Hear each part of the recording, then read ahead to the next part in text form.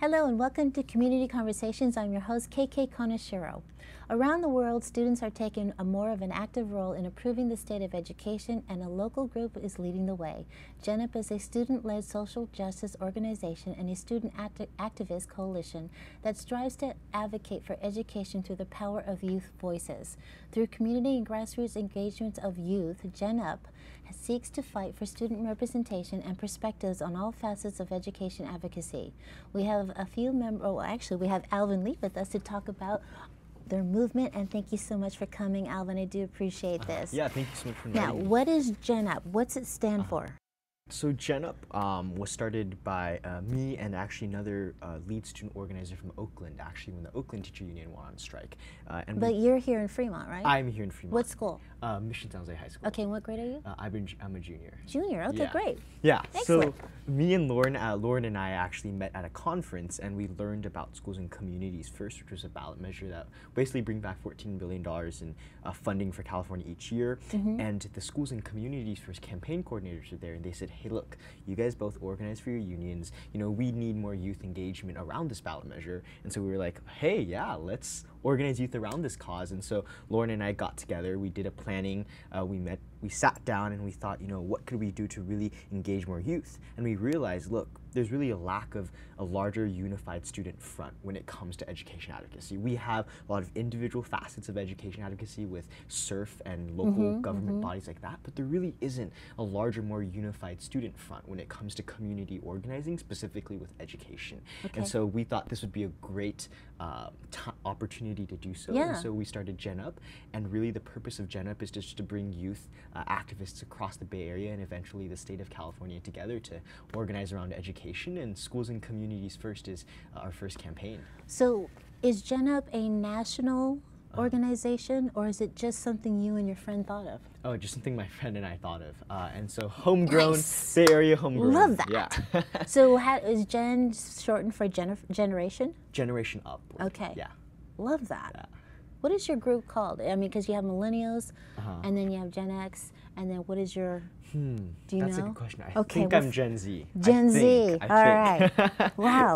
Now, you two, Oakland and Fremont, Yeah. decided we're going to do this. So she's handling the Oakland school district, right? And you're going to start here in Mission San Jose first, or are you going to the school board, or how are you launching this?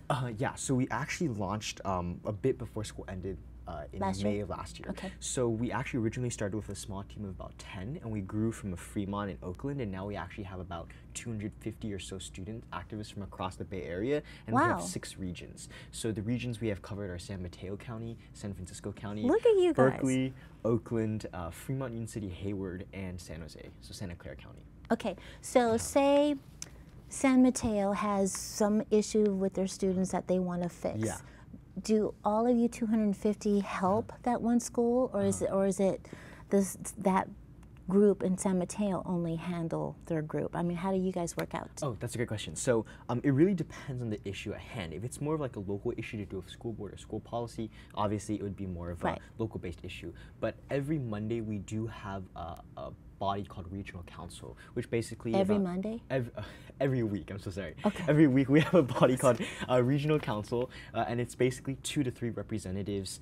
We call them chairs from each of our regions, and they basically hop on a weekly meeting, and we sort of share ideas on what's going on holistically, what each region is up to, and also our overall goal and goals that we're working on holistically. For example, this March, and that's sort of where ideas are exchanged. So is it a conference call? Are you Facebook timing this, or how do you do That's this? a good question. So like Zoom video call, but sometimes Oh, it is an okay. in-person meeting. Yeah. Okay, good. Because hop on, I don't know what that means. Gen Z swing. Okay, this is an old gen. Okay, now, it's hard to get any organization to start up, like it is a business, anything else. So do you have partnerships that are helping you, other organizations that are jumping on to help you guys? How does this work? Yeah, we do have a lot of student-led activist organizations and a lot of adult community organizations that are working with us. So it's a long list of it. You can always check it out on our website at generationup.net. Good. But we do have some larger brand name ones that have really been helpful in facilitating getting this organization off its ground. Yeah. So March for Our Lives, Women's March California, we're all really working closely with a lot of their leadership. In regards to a lot of community organizations, because right now we are the main youth organization organizing around this ballot measure, a lot of the community organizations that are leading the push for schools and communities first are also working with us. So explain that initiative. What is that? Yeah, so that's a great question. So you live in California? Yes. Awesome. Okay. I'm sure you own a house, right? You're a homeowner. Okay. So basically in 1978 there was Prop 13. Yeah. And I'm sure you're familiar with it, but I'll explain it to the viewers. I was tiny at the time. Tiny at the time. Kidding. But I'll explain it to the viewers if they don't know. Please. But Prop 13 basically said that, look, if you purchased a property, let's say in 1978, every year the local county government could only raise it by 3% each at most. So it basically kind of froze the property tax. There was a cap. And the idea behind that was really to protect the younger generations and protect seniors from getting priced out of their homes. But what a lot of people didn't know was two things. Property taxes were the main ways our school districts were funded at the time, and B, that it was really a ploy by large corporations. Right. And so the thing with large corporations is they really pushed it, and they did it under the guise of sort of helping the community. Initially, when it first began, out of 100% of taxes collected from property, it was pretty split, 50 and 50 among residences and corporations. But right now in 2019, it's 85% homeowners, private homeowners like you. Wow. 15% corporations, because they bought a property in 1978 and they just haven't sold it. Right. And actually there's a land out there in Santa Clara. Intel bought it in 1978. It was about worth $25 million then. Now it's worth $350 million, and they're not even doing anything with it, but they just don't want to. They're still paying taxes on the $25 million. Exactly, and the Santa Clara County government can't make money off of it, and they can't let a new company lease in or move in, and so it's just sitting there. And so what Schools and Communities First does is it's a compromise. So it recognizes that, Prop 13 is sort of like sacrosanct, and it has been really helpful to homeowners. So what Schools and Communities First comes in and says, it says, look, we love homeowners, we love small businesses, we love mom pop-up shops, and we love agricultural farm property, but we don't like large companies like Walt Disney. So Schools and Communities First only goes after large corporations. So private homeowners, small businesses, agricultural properties are all protected, but for large corporations, basically what the language in the Schools and Communities First ballot initiative says is, look, if you're a large company, the property you own, regardless of the circumstances, every 3 years, it's going to be reevaluated back to fair market value. And assessors estimate that it's going to generate back about $11 to $14 billion annually in funding, and the schools part is about 45% of it will go to school districts like FUSD and community college system. And the other, I believe, 50% is going to go to communities, so city governments for social welfare programs, and the rest of the 5% is just going to be extra funding used to pay, and hire staff to enforce the property taxes and hash up the logistics. Okay, so the initiative is really to focus on the corporations to pay more, not the senior citizen. Yeah. Got it. Okay, so the senior citizen's still protected at their normal whatever it is, right? Yeah. Okay, so we're focusing on getting the big businesses. The big bad wolves, the That's big right. corporations. Yeah. Actually, it's real Please. quick, Disneyland, we know it as the happiest place on earth. They don't pay their property taxes. I think they pay about 10 cents per square meter. Right now, you probably pay about $1 something. So it's you pay about 10 times as much as Walt Disney. So next time you think about going to Disneyland, think about how they're hurting our school systems. Yeah. Wow. Yeah. Wow. Okay. Yeah. Now, this group was born from a time of labor disputes and lack of funding. You're just not advocating for students just to be heard, but for education in general, right? What other aspects in education are you vocalizing? Yeah, so right now, because our organization is sort of in the baby phase. Yeah. They're relatively new. Our first focus right now is really sort of organizing youth around the schools and community first ballot measure.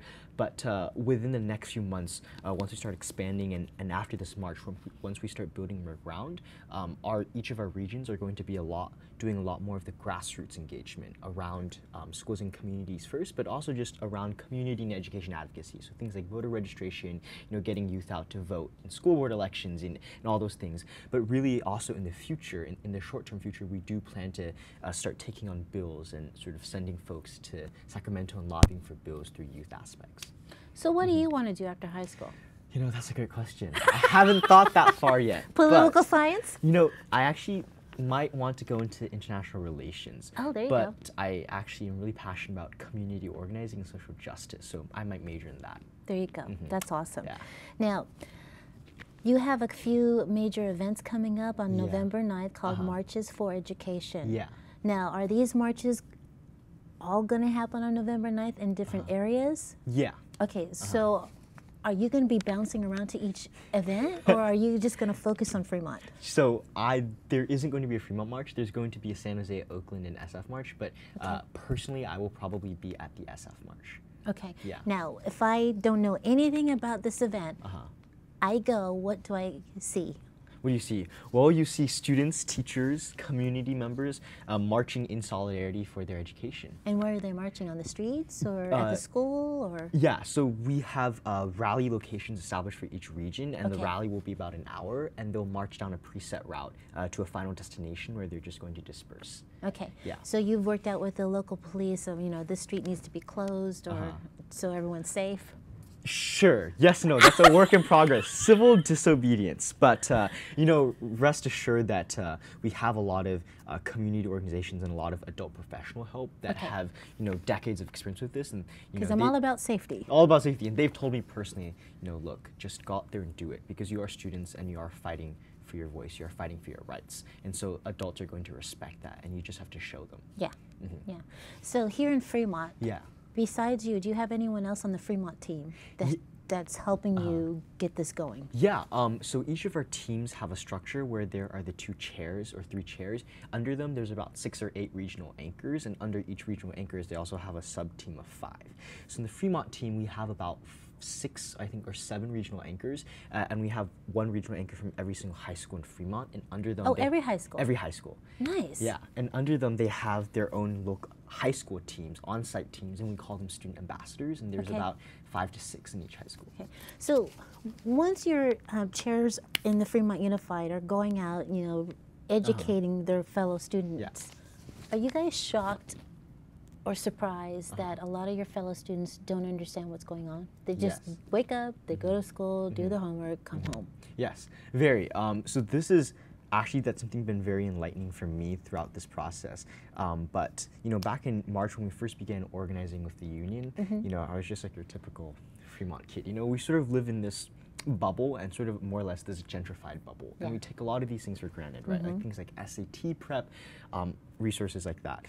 But after we began this and we started working with folks from Oakland and SF who aren't in as much fortunate positions and who go to these different schools, it really opened my eyes because I realized, look, like I said, we live in this tight bubble and we just haven't really seen the world yet. And it's very sad to see that we don't, especially Fremont kids, specifically Mission kids, we don't really appreciate the resources and the privilege we have. And I think that's something that's pretty heartbreaking for me, and I hope through this process, at least with our Fremont team, as they do more organizing, as they're working with some of our other regions where there's less privileged folks, their eyes open up to this process and they realize, like, look, there's a lot of inequity and inequality in the world. Just in our county. Just in our county. And because Oakland's not that far away. Exactly. And so with folks in positions of privilege, we sort of have more responsibility to help them. Yeah, there you go. Yeah. I like that. So, if anyone is interested, can parents help? Yes, we love anyone to help. Whether they're a parent or a fellow student, who should they contact? Where should they go to find out more information? Yeah, so if you're just wanting to learn more information about our organization, you can just visit our website, which is just generationup.net. If you want to learn about the ballot initiative, you should visit schoolsandcommunitiesfirst.org. And if you are a student or parent or community member who wants to reach out to our organization, they can just find our contact info on the website or email info@generationup.net. What if I just want to check you out and go to the next March for Education? What do I do? Yeah, great question. So if you visit our website, there is a March for Education tab, and on that is all the sort of rally dates, logistics, Facebook events are all listed there, as well as the flyers. Now, because we live in our bubble, we're busy with our own lives. A lot of people still don't understand that government, whether it's city, county, state, fed levels, government is an organization where you get involved with. It's not like an insurance bill where you receive once a year and you pay and everything's fine. I think people don't understand. It's an interactive relationship and they need to engage. So anyone out there, what words of encouragement would you give them to be engaged?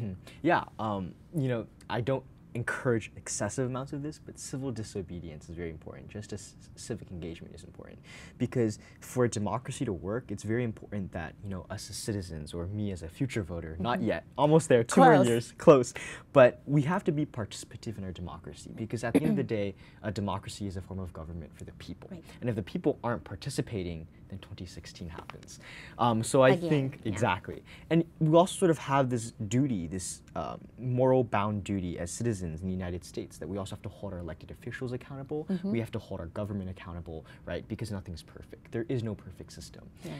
But I think to anyone out there, it's just get involved. It doesn't matter on what level civically get involved. Even just voting, that makes loads of difference. And not just voting for a federal level candidate. Voting for a city level, for your city council member, for your school board member, because that will probably have a much lasting and more impactful effect on your daily life than a federal level.